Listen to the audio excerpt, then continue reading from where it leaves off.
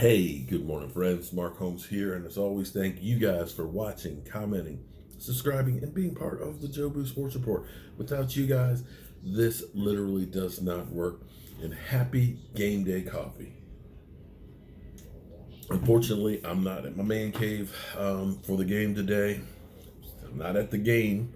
I'm actually at my in-laws where I'm rebuilding this bathroom in here, and I've got a lot of work to do. But I'm going to go through and bust my hump so that way I'll be ready for the game tonight. The Chicago Bears. It is now December. The question you have to ask is, will this be a December to remember? We're 6-6. We got 4 games in December. In the past, the Dallas Cowboys used to wilt in December.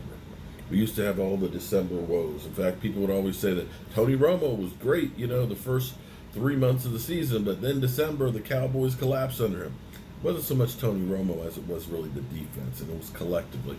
But unfortunately, the quarterback gets too much credit and too much blame. The Dallas Cowboys were always a great September, October team, just not a great December. Last year, we were a great December team. We got on a roll and rolled into the playoffs. The question is, will this be another year like that? We've got some winnable games. We got some losable games. And don't sleep on the Chicago Bears, because here's the thing. We're 6-6. We've got the passing leading quarterback in the NFL who's only 212 yards away from 4,000 yards, which is unbelievable. We've got a running back who's only 12 yards away from 1,000 yards. We got a wide receiver that's only 29 yards away from 1,000 yards. And we're 6-6. The Chicago Bears, they got Mitch Trubisky, and they're 6-6. And I dare say that their division is a lot better than the NFC East right now. When you look at what Green Bay, what Minnesota, and them, the only team below 500 is, well, the Lions. And the Lions, I do believe they went up to Philadelphia and kicked that green behind. So don't think that, this is nothing. This is easy. You're on the road in Chicago against a team that's played in a pretty good division as opposed to ours, that they don't really have a chance at the playoffs. That's the thing that's crazy. I'm happy that we do, but the whole system is kind of flawed when you think that the winner, the Eagles, who are 5-7, or the Cowboys, who are 6-6, that will win the division and probably play somebody that may have 10 or 11 wins in playoffs at home. But be that as it may, we've got the Bears tonight. We got the Rams. We got the Eagles and the Redskins. You could win all 4. You could actually lose all 4. It could go that way. The question will be is, after all of the front office rigmarole, the waffling back and forth for our head coach, from being safe to being, you got to go to the Super Bowl, to being, we won't fire him now, we'll let him finish out the year, that uncertainty at coaching, how will the players respond? So in my mind, regardless of how this season goes, December will be a month to remember, because it will be the team finally cratering and just losing its will to fight and waiting for the next guy, and Jason Garrett being fired. We'll remember Jason Garrett being fired. Or it'll be the team that went through adversity, that regardless of what the owner does, and I love Jerry Jones, I've met him on a couple of occasions. Lord knows, I think I bought at least maybe a bell on that yacht with all the money I've invested into the Cowboys in memorabilia, merchandise, and tickets. We hear people like Troy Aikman saying that, Jerry Jones meddles too much, that Jerry Jones is too much of an influence. And that's probably true. That the coach can't coach because he's got to answer to the owner. And you can take situations like Maher. Jason Garrett goes through and says, we're going to evaluate the kicker and so on and see where we go with that. And outside the locker room, here it is, Jerry Jones, who's got his own weekly shows and things, says, no, we're not. And the fact that you're saying we don't need to evaluate the kicker says a lot. I'm just mystified how you expect excellence everywhere, but with the coaching. Just don't. Keep talking about a good coach. You know what? You didn't settle for a good stadium. You wanted to make sure you had a great stadium. And now it's time to get a great coach. But we'll deal with that, hopefully, 2 months from now.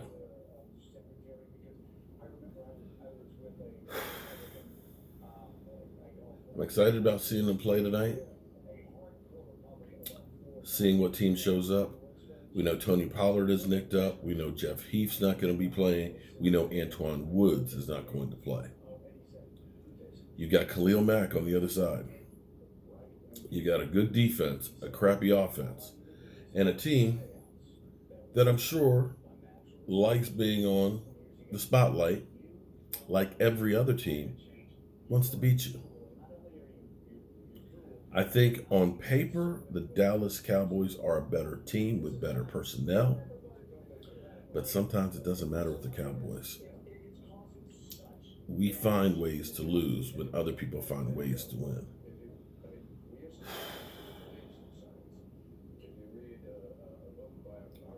This is not the season that I expected. It's not the season that I wanted. But it's still a season in a December that we could remember. Remember this. And I'm going to get over here and get to work because I got a lot of work to do. In the NFL, things change quickly. New England started out the season, the offense, defense, everything just looked perfect. But now you're beginning to see a little chink in the armor. You're beginning to see Tom Brady looking 42. And they seem to be coming back down to earth. You've seen Green Bay Packers. Got a great record. But now you're kind of seeing the same thing a little bit with Aaron Rodgers. Now, there's some teams out there that have been consistent throughout. New Orleans, even losing their franchise quarterback. Didn't lose a game without him. You look at Baltimore. Baltimore been riding high the whole season, seeming to be a team of destiny. 49ers, better than advertised. But do you still trust Jimmy G?